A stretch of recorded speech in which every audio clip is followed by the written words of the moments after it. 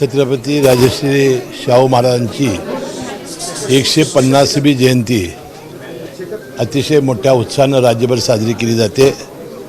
आत्ताच त्यांच्या जन्मस्थळामध्ये आपण पुष्पहार अर्पण करून त्यांना वंदन केलेलं आहे आणि मला वाटते या 150 वर्षाच्या पूर्ण त्यांच्या जन्माच्या सुवर्ण महोत्सवाचा शतकोत्तर महोत्सवाचा आपण शासनाच्या वतीनं जिल्हा प्रशासनाच्या वतीनं वर्षभर आपण कार्यक्रम करणार आहोत आणि छत्रपती राजश्री शाहू महाराजांचं जे विचार होते ते जनतेपर्यंत पोचवणं, त्यांनी कशा पद्धतीनं हे रयतेचं राज्य या कोल्हापूरमध्ये उभं केलं याची माहिती संपूर्ण देशाला होण्यासाठी आम्ही प्रयत्न करणार आहोत। आपण अनेक राजेराजवाड्यांच्या पालख्या वाहतो, परंतु आपण छत्रपती शाहू महाराज आणि शिवाजी महाराज यांचीच पालखी का वाहतो?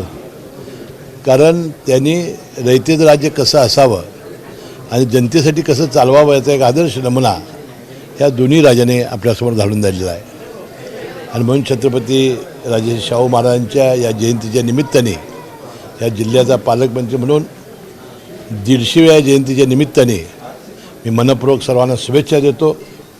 त्यांनी आयुष्यभर केलेलं आपलं काम, समाजसेवेचं काम, सर्व क्षेत्रात या जिल्ह्याच्या प्रगतीसाठी त्यांनी केलेलं काम, विशेषतः समतेचा विचार हा जगभर पोचवण्यासाठी आपण सर्वजण प्रयत्नशील राहूया।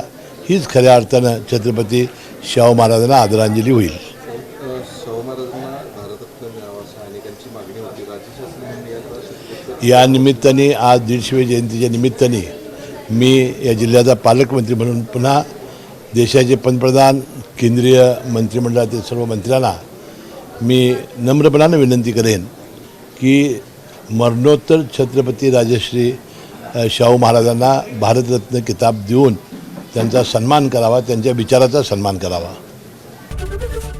एबीपी माझा, उघडा डोळे बघा नीट।